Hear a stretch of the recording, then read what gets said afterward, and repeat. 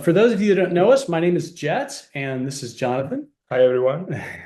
And my wife Karen, you guys may know Karen. She started the company about 7 years ago when we were both living in the States, and we have since moved here to Rome, where we now have our family and our entire team. Part of which is in Rome, and some of us are kind of spread out throughout the country. So, without further ado, In the Etruria. and yeah, in Etruria. So we are in a part of the kind of sub-region that we're going to be talking to you guys about. So we're really excited to talk to you guys about this area because for us, this represents one of the kind of lesser known sub-regions. Etruria is not an actual like region of Italy like you would see for, say, Lazio or Sicily or Tuscany. So Etruria is what's considered sort of a sub-region, and we'll be talking about exactly where that is, but it has a very unique history and a very unique culture. And it's just part of the country that I think has been missed by a lot of, especially American tourism and people that are looking for something a little more authentic and that's still relatively untouched. So we're going to be talking a lot about some of those areas, obviously going into some of the activities that we have to offer in these particular parts of these regions.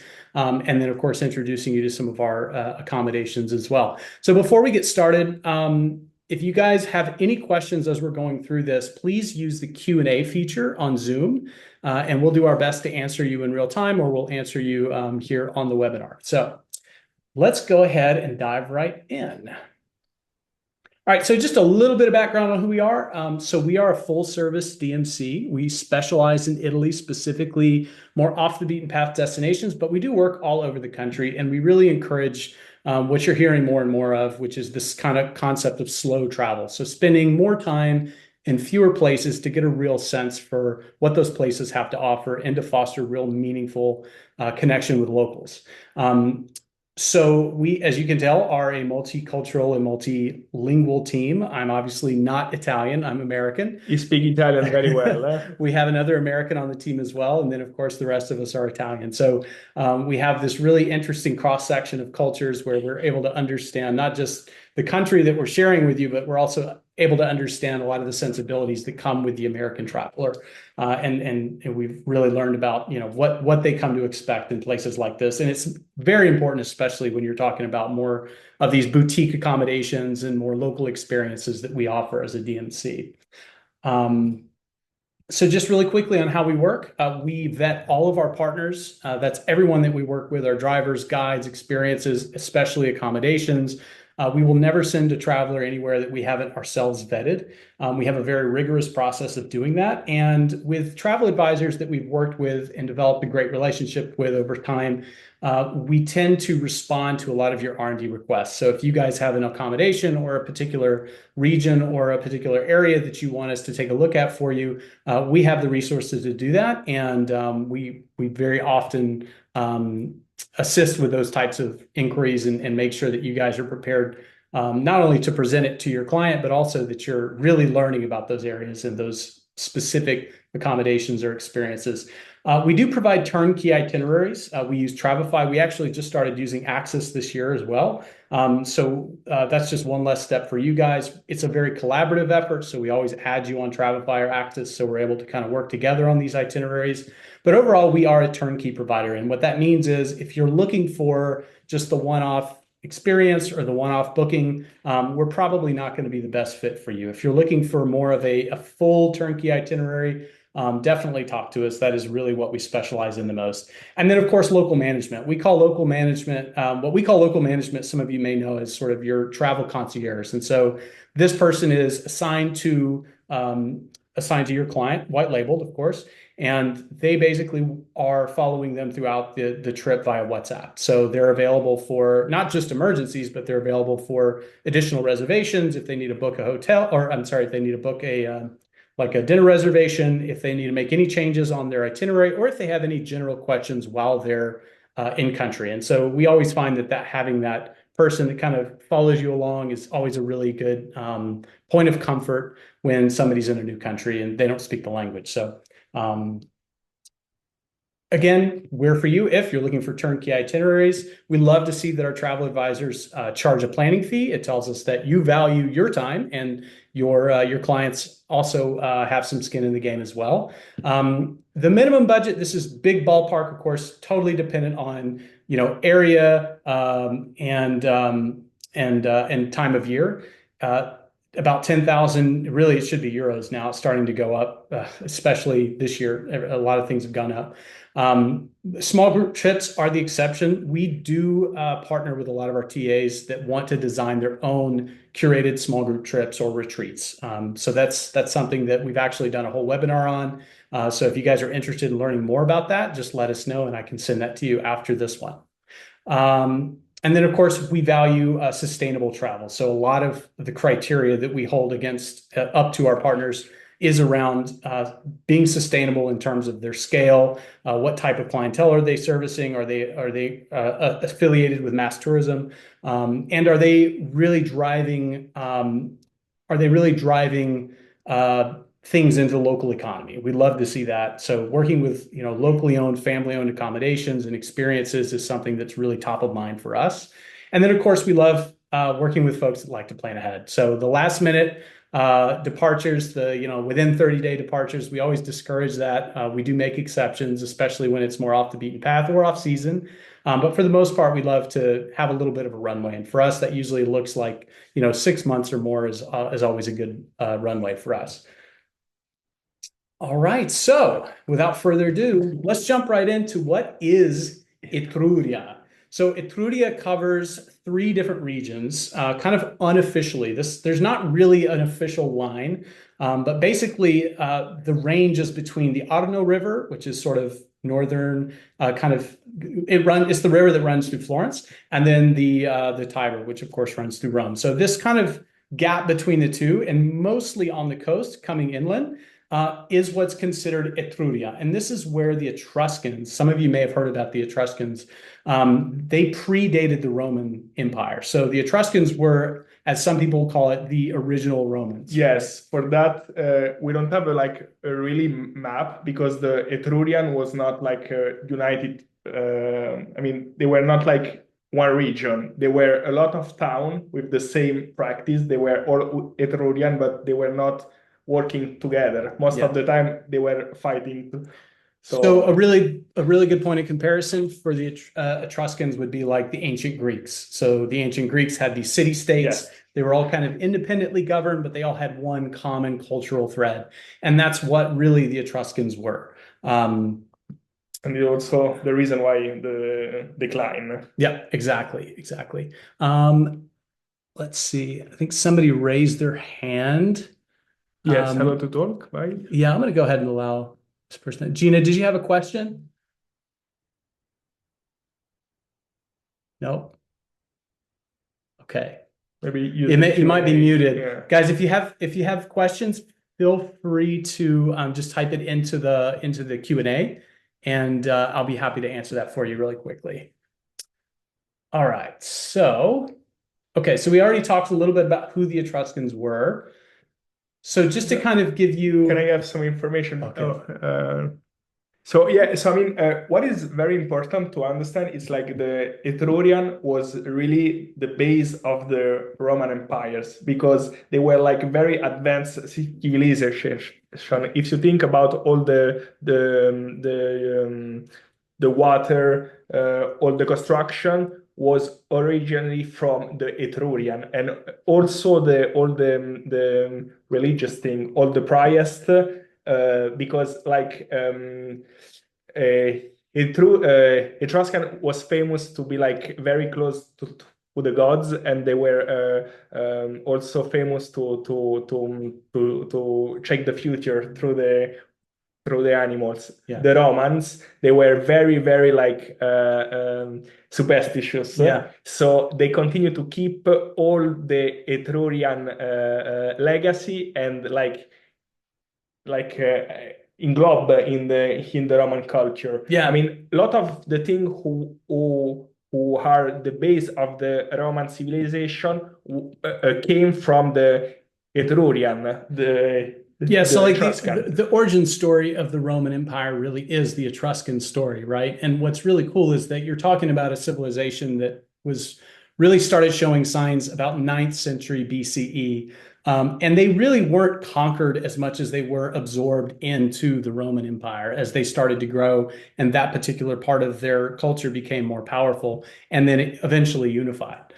So what is really cool that Jonathan was just saying is that a lot of the architectural feats, a lot of the engineering innovations, and yes, a lot of the All the pagan, aqueduct, all yeah, that style came exactly. from So a the lot of the Etruria. Roman cultures sort of originated with the Etruscans. And what's really cool about this particular region is, as we're going to show you in a minute, as you start to travel through, there's so many layers. Those of you that have been to Italy, you'll understand this. There's so many layers of history, especially if you go into a place like Rome.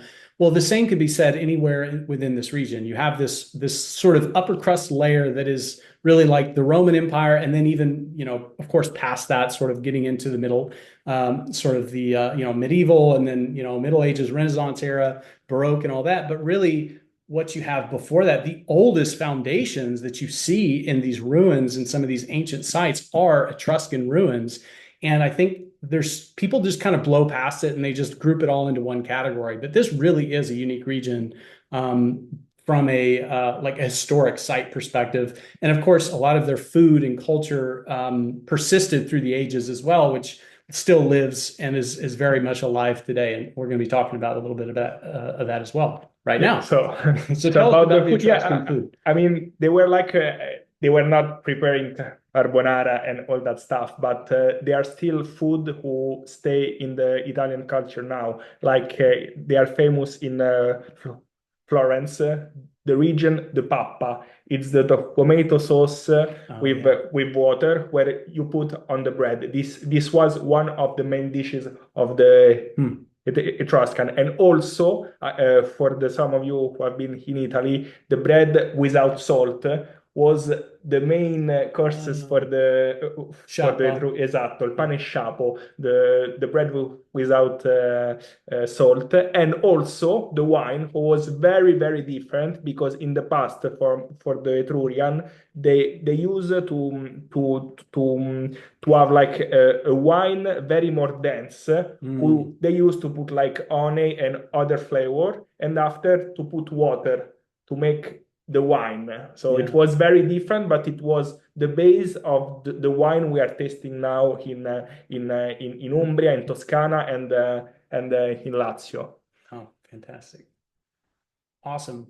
So, as you guys are starting to plan itineraries, it's really good for you to just be aware of where this region is, where it's accessible from, and how it kind of fits really well into an itinerary logistically. And typically, what we've done, flying into Rome or Florence are obviously two great nodes to kind of launch from when it comes to the sort of Etrurian subregion that we're going to be talking about. But really, this is a great connector region between those two areas. So if you have people that are traveling from Rome north, this is a great area either to bring them through for an experience or two on the way to break the trip up. And this could be a trip into Florence. This could even be a trip into Umbria or even as far into Emilia-Romagna, depending on how far they're moving.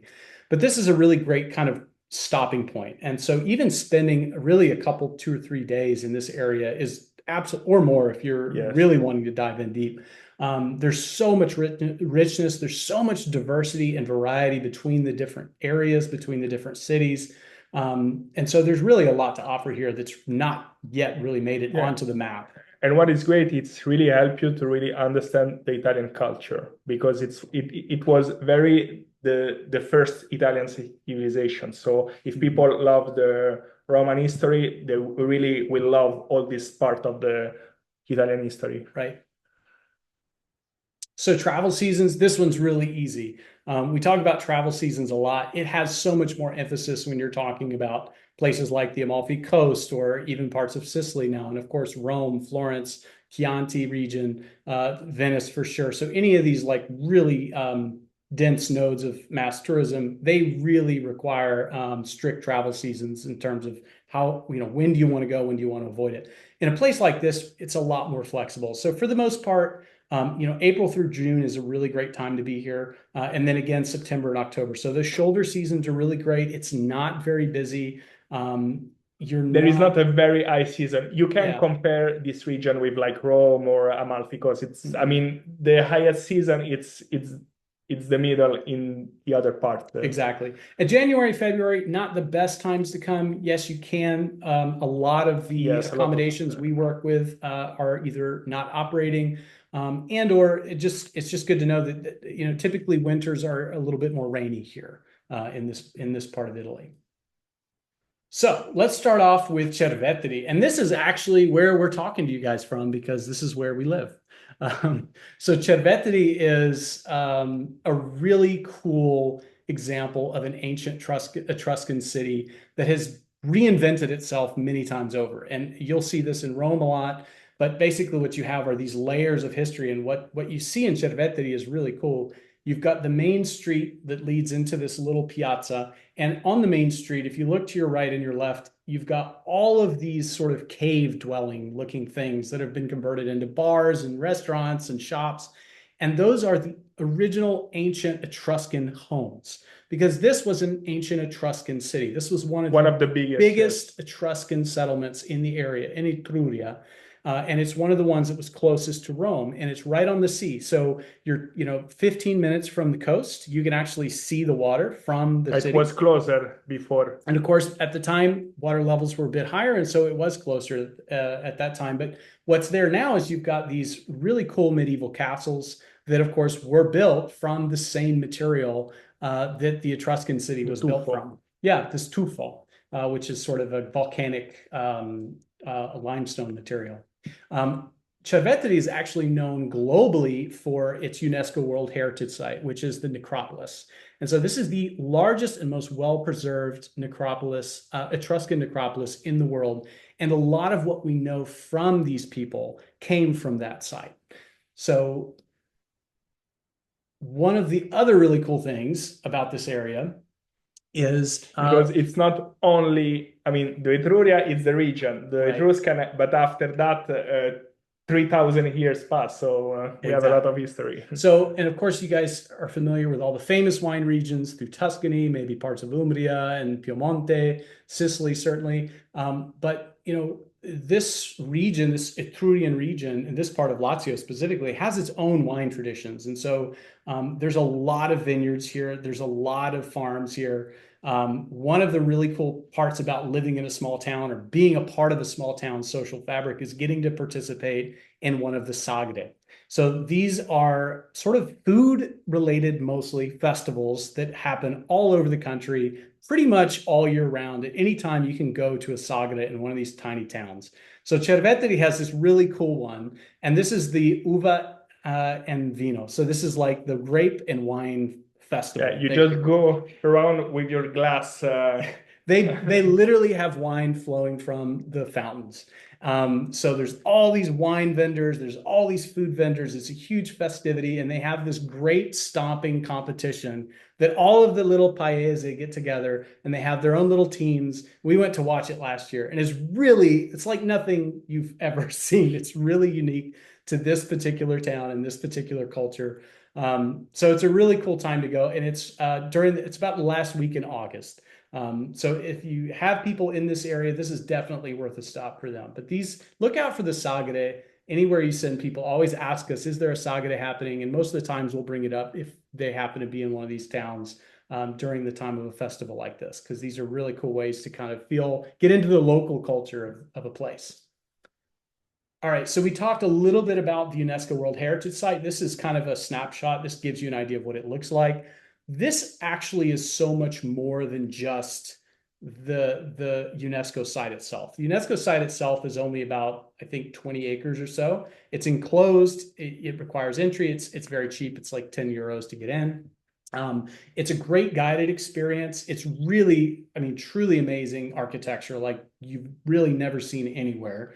They have these huge mounds, but basically all of these giant kind of megalithic structures are just sprawled throughout the site. There are a couple things that we can do with this as well. One of which is a really cool mountain biking experience. So if you have clients specifically that are, I would say, avid mountain bikers in this case, this wouldn't be like a leisure e-bike experience. This would be more of an adventure experience. this park extends way beyond the UNESCO World Heritage Site, and it actually goes through some of the even older tombs that are not protected, but they're open, so you can just walk in them. And they're in the middle of the woods, but there's these amazing mountain bike tracks that go through this whole property, some of which go through some beautiful waterfalls. It's about a 7 kilometer trail, but it's a beautiful, beautiful experience. And if you've got people that are in this area that are really looking for something a little bit more adventurous, that's a really cool thing to do here too.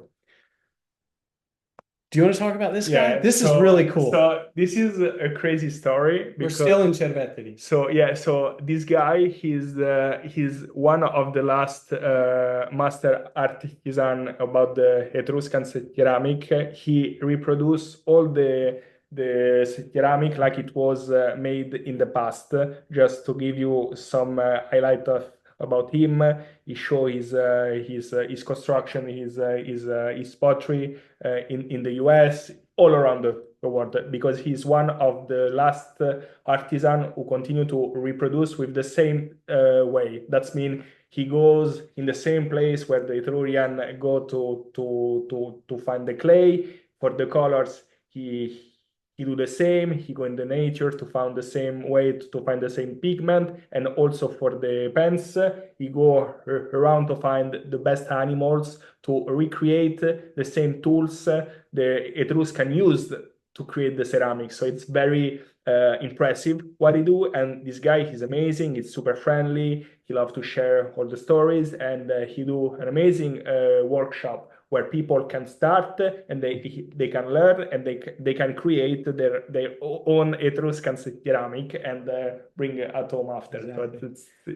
I love it. This is a really good example of a young person that has decided to commit his life to a ancient tradition and carry it on in a way that that can resonate with a modern audience. He is a phenomenal person. He's right here in this little town of Cerveteri, and he is the only person in the world that's qualified to produce exact replicas for the Met Museum in New York. So he is world renowned. He works with some of the most famous museums anywhere in the world that cover Etruscan art, because he's developed this technique to such an art. And yeah, really, really phenomenal, really unique, world-class And experience. this is the kind of experience for us, it's very important because people like Roberto are the people who help to preserve the story of this country. So it's people like Roberto who really keep alive all the tradition. So it's very important. Really cool for us. So this is another really cool experience. Again, this is all just right here in this little town of Cerveteri. So this is just scratching the surface on what you have available in all of these little towns and villages. So this is Palazzo Ruspoli. This was a noble family that decided to put their one of their main palazzos here in the town of Cerveteri, and you get a private walkthrough. It's exactly as it was in the 15th century. They haven't changed anything. The tapestries, the frescoes, the furniture, even some of the furniture they've updated since then, but it's all very, very much intact. And we have a private, it's not open to the public, but we have a private tour that goes through with the curator of the space, and they have a little aperitivo inside. He is one of the most knowledgeable people on the Etruscan history in this area. So it's a really cool opportunity for him to kind of share with your guests, not just the Etruscan history, but how all of that evolved into sort of the aristocracy of Rome and how it eventually landed here in Cerveteri. So there's just so much richness and depth in the type of stories that can be told with places like this. They can also do dinners, and they can do a cooking class here as well. And of course, many of you probably know this name. So La Posta Vecchia. Why are we talking about La Posta Vecchia? Well, because La Posta Vecchia is 10 minutes away from Cerveteri. It is right on the coast. We talked about Cerveteri being close to the coast. This is right off the coast. This is one of the highest end 5-star accommodations in this area. This was once the home of J. Paul Getty. Before that, it was actually a guest house that was built by the Oliscaki family, which still owns and occupies the castle that Yeah, is it's just next door. So this is one of the most beautiful palazzos, and it's one of the only ones like this that sits on the coast. It's technically in the town of Ladispoli, but Ladispoli is right next to Cerveteri. And Ladispoli has its own kind of nightlife, but that's sort of maybe a story for another Ladispoli day. was part of Cerveteri for like centuries, and only in the last 60 years they became a town. Jonathan lives in Ladispoli, Yeah. so he's my neighbor. And I mean, my grandpa was part of the people who split Cerveteri Oh, and wow. Ladispoli, yes. I didn't So. know that. That's really cool. So 21 rooms. They're all completely unique. Of course, this was at one point a home, a residence.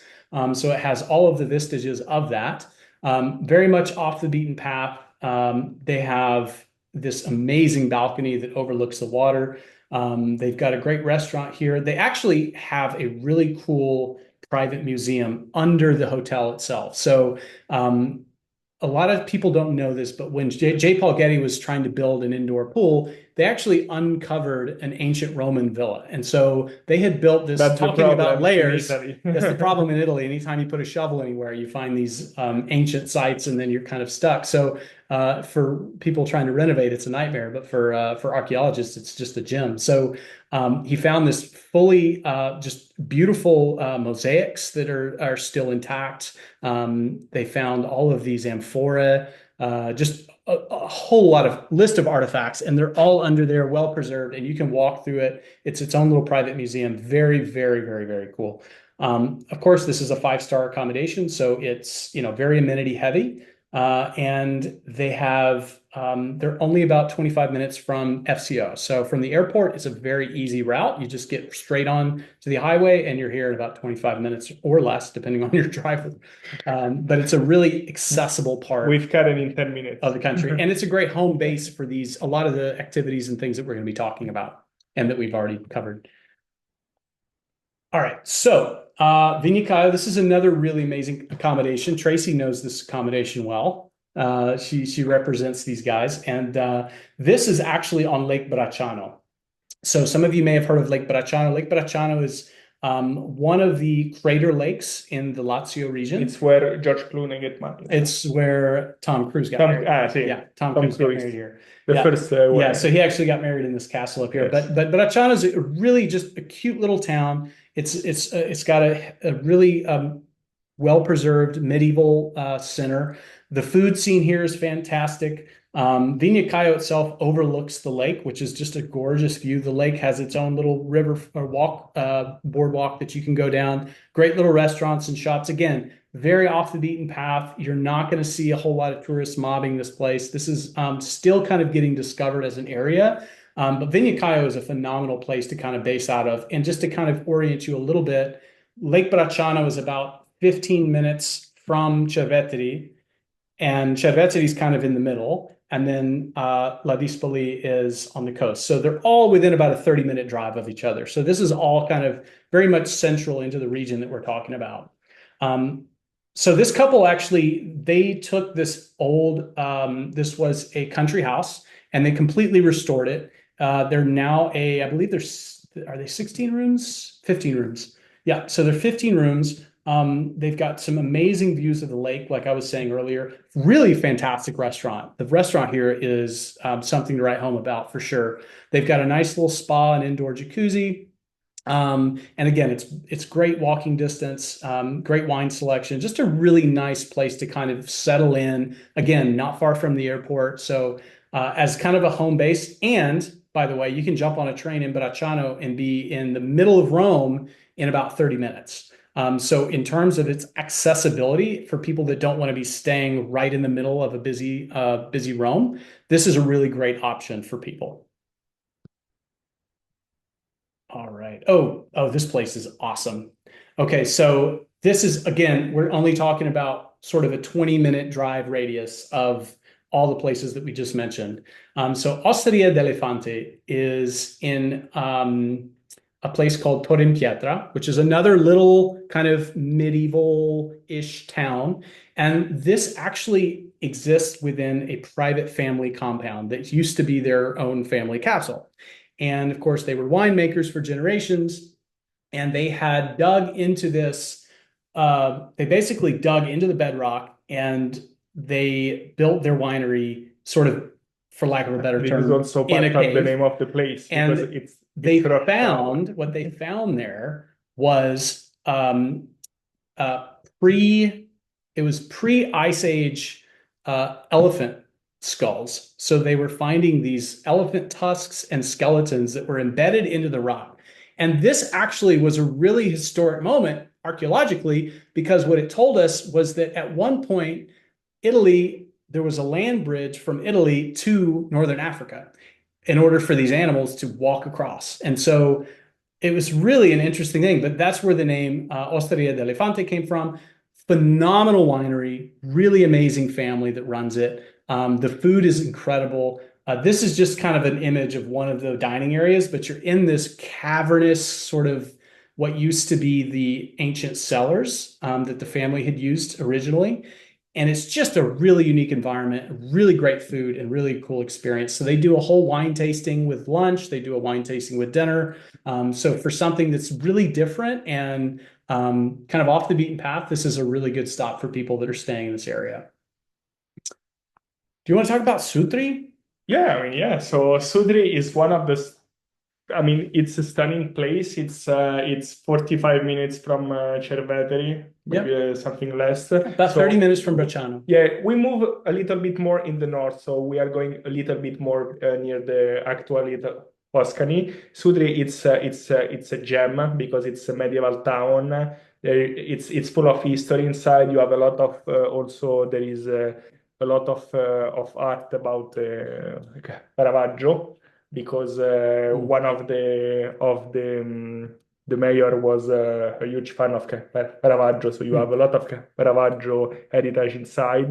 But also, they have all the Sutri was one of the most important town also during the Etruscan area, and it's very a way of connection between what was Rome before and the north because it was also the path for the people who did the Via Francigena. So like The the pilgrimage route. yes. Yeah, yeah, that's So great. yeah, Yeah, so Sutri is an open air museum basically, and it was one of the larger Etruscan towns. And as you can see in this photo, they have one of the original amphitheaters. And so you can see very clearly where the Romans got a lot of their architectural influence. A lot of what's here informed what happened later architecturally for the Romans. So it's a really, really cool site and a great stop. This is actually a really good stopping point if you were sending people from Bracciano to say Civita di Bagnoregio or even parts Orvieto, of yeah, Tuscany. This is a really good stop on the way.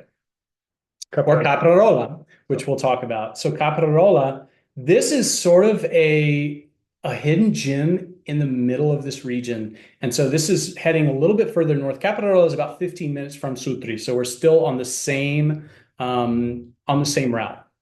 So Caprarola, from the outside looking in, it doesn't really look very special. I mean, in terms of why would somebody want to travel here and make a stop? It's a quintessential little town. It's sort of got its same little medieval streets and buildings. But this big thing right in the middle Palazzo Farnese, yeah. is called Palazzo Farnese. And Farnese, if it sounds familiar to you, it's probably because you've heard of Villa Farnese, which is in Rome. This was their sort of summer home, and this place is absolutely Unbelievable. unbelievable. So Palazzo Farnese is one of the most frescoed palazzos in the entire country. Every square inch of its walls are covered in Mm-mm. some of the most beautiful frescoes from um, from renowned artists of the time. And this palazzo was built in, I believe, started in the 15th century, finished in the 16th. The Farnese family had a pope, and so they had a lot of power. They became very, very powerful family out of Rome.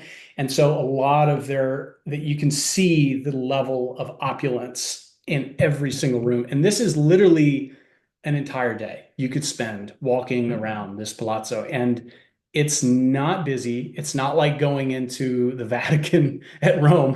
Yeah, it's It's almost empty. it's almost empty most of the time. So you can spend just you or a guide, which we have a wonderful guide that does this.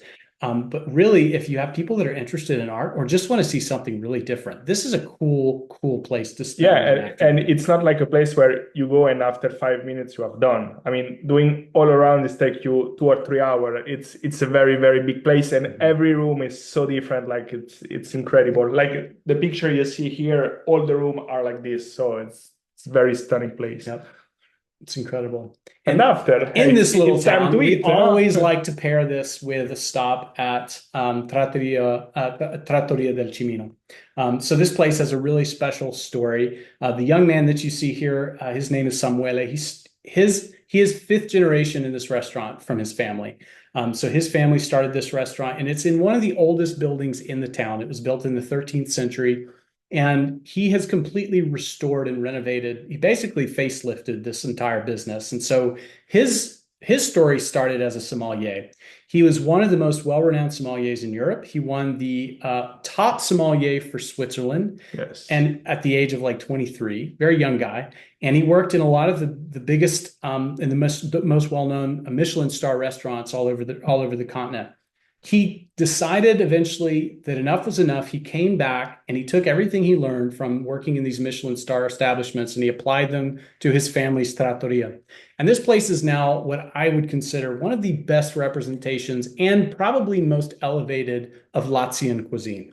Yes, because they combine tradition with not luxury, but to care about. It's He hard to explain he that. tells a really cool story of place through his food in a way that's very unique. And of course, the wine pairings are phenomenal given his background. So this in general is a phenomenal pairing to the Palazzo Farnese visit. We always like to get people started at Palazzo Farnese in the morning and then stop for the wine tasting and pairing, lunch pairing afterwards. So this is a really cool way to just round all of those things out. Yeah, and for the lunch, the pairing, it's very. I mean, they put a lot of attention on the food, so Yeah, it's very, very very cool. amazing Very cool. trattoria. Okay, Viterbo. Some of you guys may have heard of Viterbo. Again, this is sort of within this same area. Viterbo, I was really surprised the first time I went here because I'd always heard about it, but I heard about it as like, oh, this is sort of the other big city in Lazio that, you know, It's just a town. it's It's just a just a town. It's town. just a No, town. it's not. But it's not just a town. It's a medieval relic. It's like an open air museum. And The it's whole well town preserved. is, if you've ever been to San Gimignano, this is San Gimignano on steroids times 10 with a fifth of the crowds, not even that. Mm-mm. It's mostly locals, and it is absolutely stunning. It really is worth a visit. It's something that I think a lot of people overlook when they're staying in this area. So definitely worth a visit. It is a beautiful place. Civica di La Bagnoregio. città che muore, the dying town. This is what's known as the disappearing village. And the reason it is of course, as you can see, it's built on this sort of piece of tufo that's starting to erode on its periphery.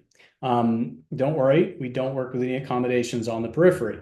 But it's a really cool, it is a absolute storybook, like Lord of the Rings looking place. When you first see it, it just the only way to go in the town is with you. this small bridge. Yeah, there's only one way in, and that is through this pedestrian bridge that goes all the way up. This again was built on top of Etruscan settlement, which was then later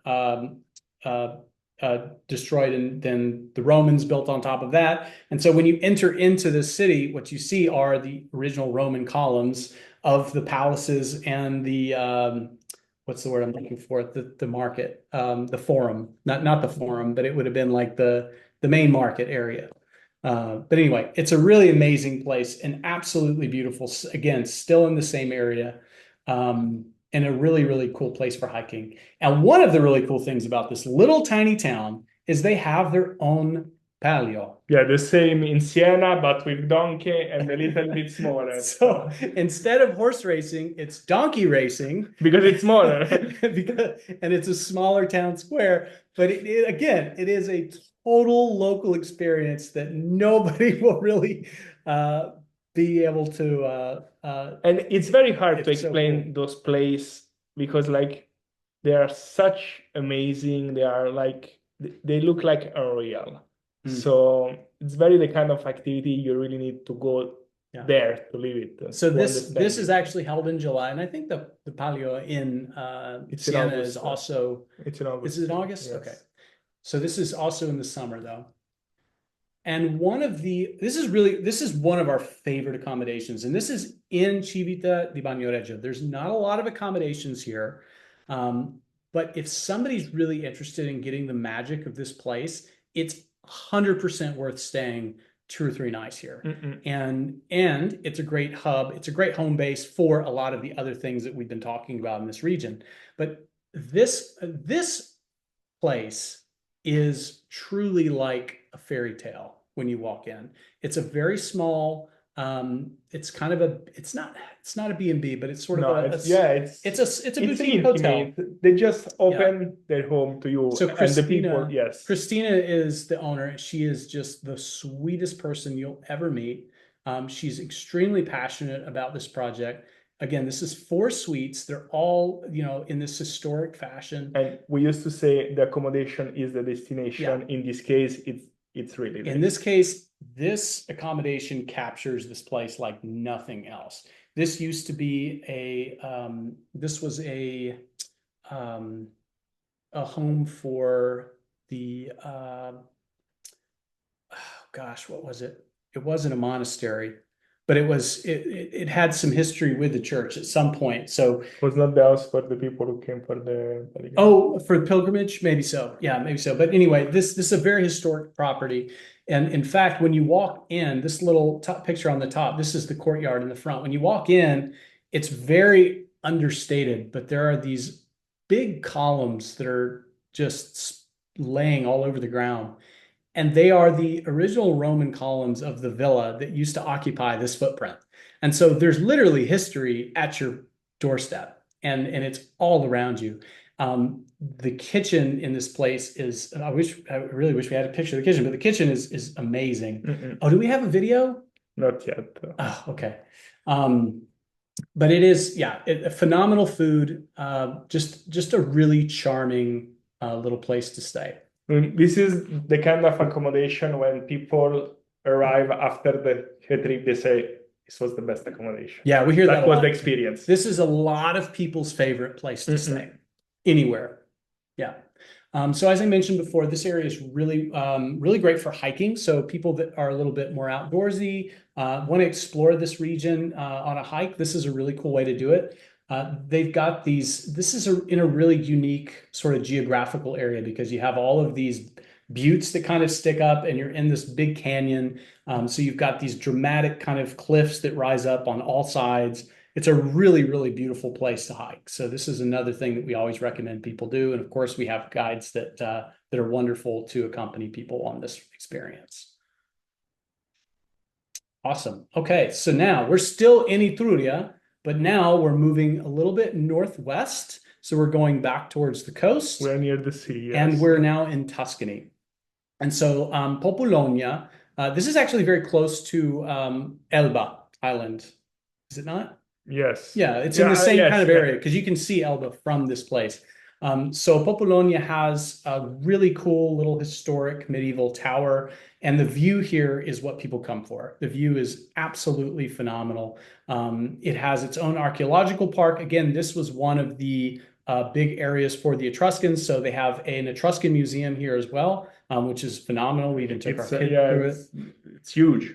It's very big. Yeah, it's really amazing some of the things that they found in this area. But this is definitely worth a stop, especially if they're heading either to Elba or just going into the Bulgari wine region, which is just to the north of this as well. So all kind of in the same sort of Etrurian coastal region. So we call this the Etruscan coast.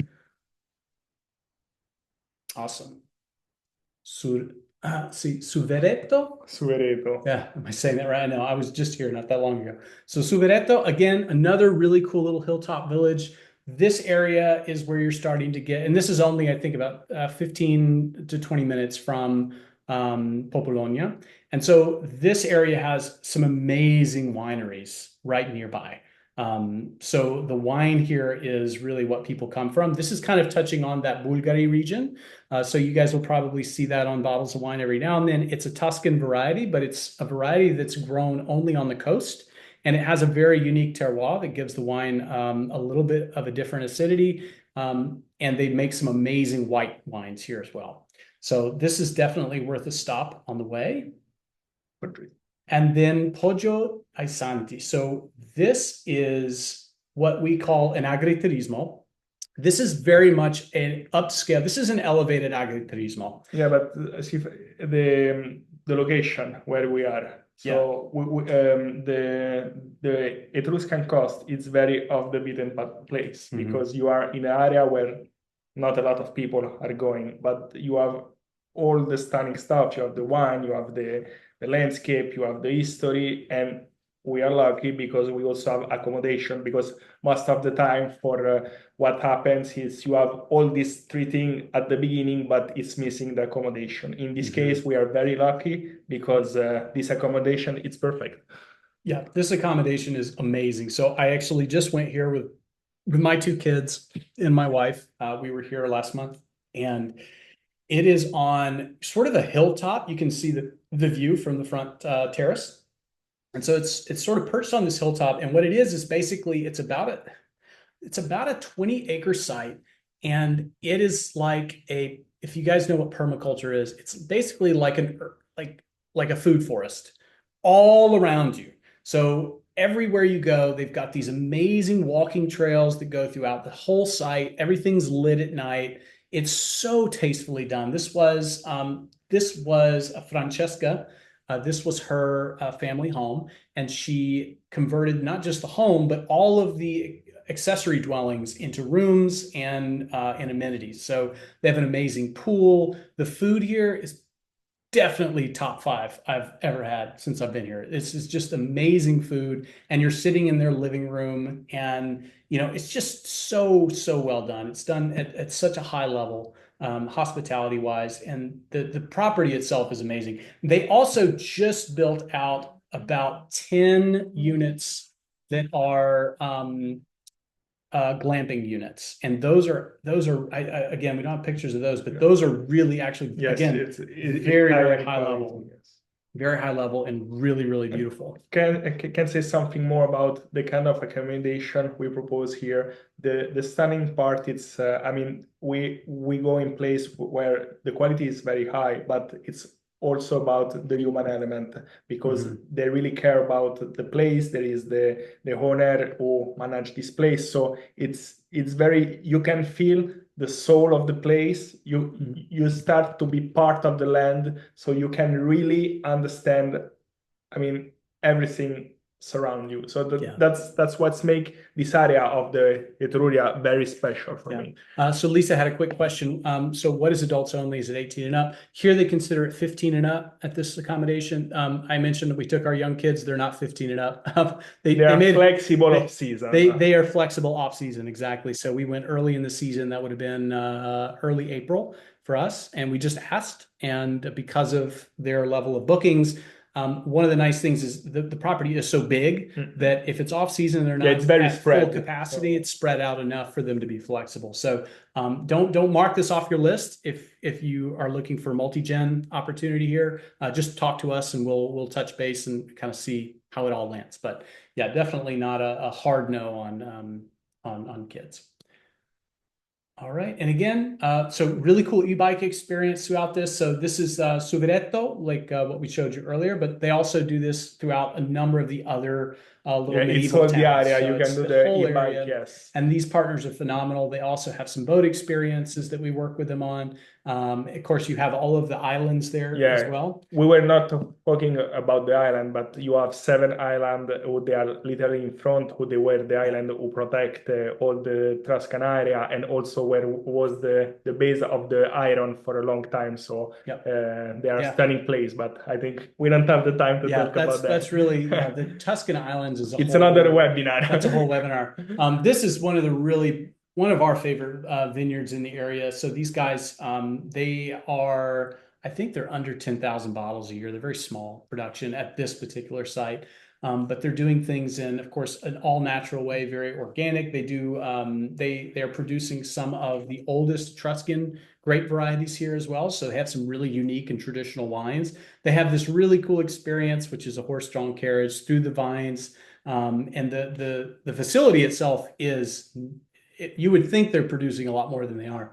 But the facility itself is absolutely gorgeous. They have this beautiful tasting room with these ancient amphora that are still in use. They're still using amphora to produce their wine, which is something that you don't see a lot.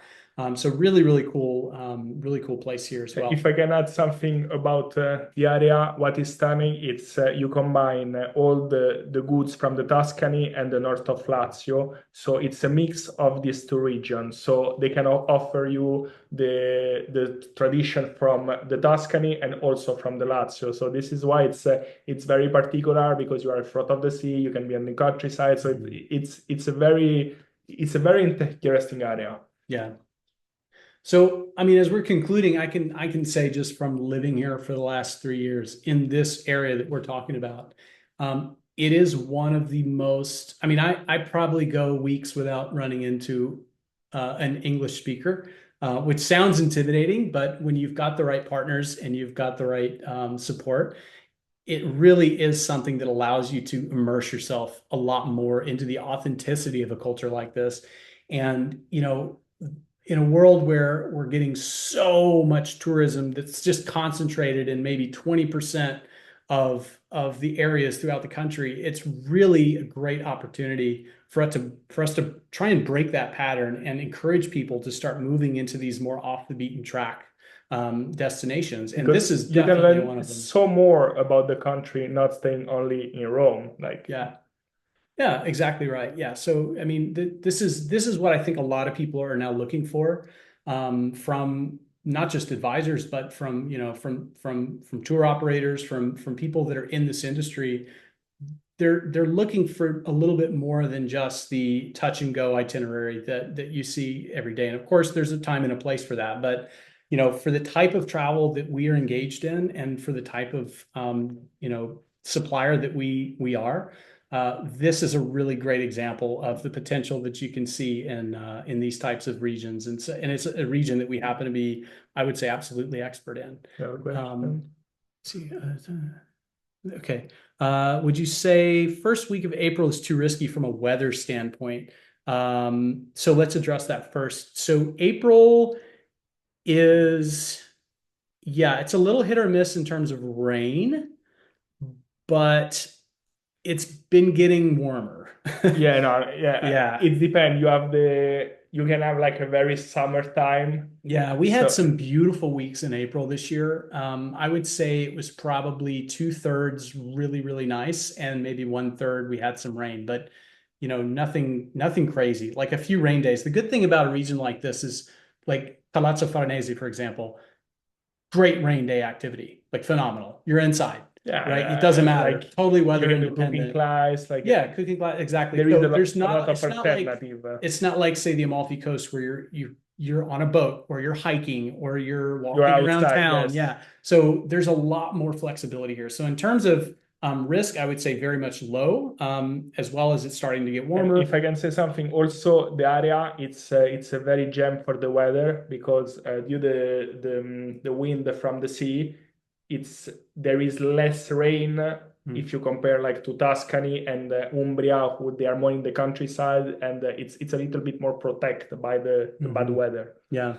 And then so December festive, yes, absolutely. Yeah, this is a really cool place to be in the holidays.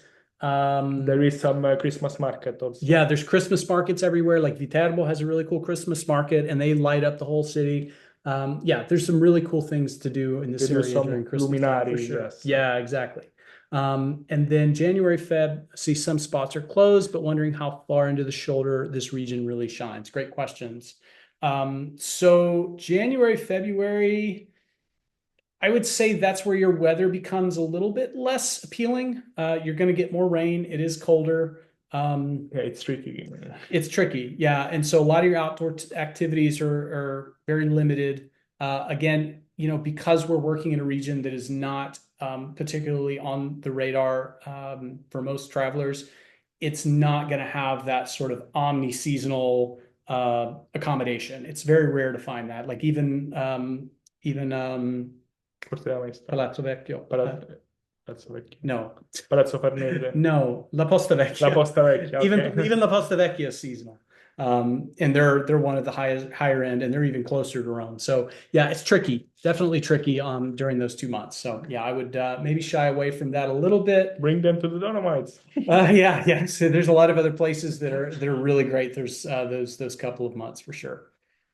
All right, awesome. Well, guys, thank you so much for your time. I know you're all very busy with your schedules. It means a lot to us that you're willing to lend us your ear and engage with us on these webinars. This is how we continue to not just stay in touch with you, but also just kind of let you know what we've been working on, expose some of the areas that we work in that you may not be as familiar with, and then overall just kind of bolster some of that ethos of how we like to work, because you can kind of lay this over a lot of regions in the approach that we're taking here and the type of partnerships that we develop. So our next webinar is going to be June 24th. It's going to be covering Umbria. This is another region that kind of abuts this, right? So we're kind of moving north. This is a region we haven't touched on yet. Of course, in Umbria, you've got Orvieto, you've got Perugia. It has its own sort of charm, and it is sort of we always love finding alternatives to the mass tourism destinations, right? So when people are like, I just want to go to Tuscany and I want to go in And like I the mean, middle of a lot of September people start to ask or August. about Umbria because it It's starts to starting be to get more. famous. I Yeah, mean, exactly. there is few things And there's not a going reason. there. Yeah, Yeah, there's a reason. we Exactly. have a So, question. yes, we have covered this, but okay, but must you book hotels? Okay, so the question is, do we have to book the hotels or tours and transfers okay on their own?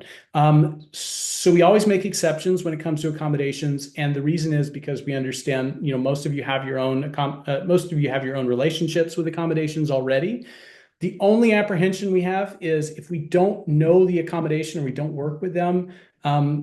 If it looks like something that would be on brand for us, we're happy to reach out and form a relationship there. It's just that if anything happens within the accommodation that we haven't been associated with or we don't have a relationship with, it's a little bit harder for us to manage, when things don't go right, right? So, and on top of that, we just have this approach. We like to vet everything within the itinerary, but we do make a lot of exceptions when it comes to accommodations. If you have, or especially your client has an accommodation that they're just like, yes, this is what we want, and this is the only place we're going to stay. Of course, we'll make exceptions when it comes to that. The one other thing I'll say is that as a DMC, we always provide accommodation options.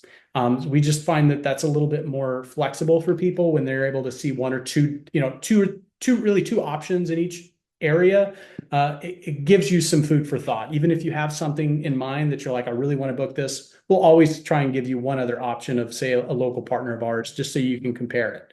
But yeah, great question. Great question. And I would encourage you, Jen, to, if you haven't already, take a look at our intro webinar. We really cover that a little bit more in detail too. Awesome. Well, guys, thank you again. This has been wonderful having all of you here. Yeah, hope to see you on the next one.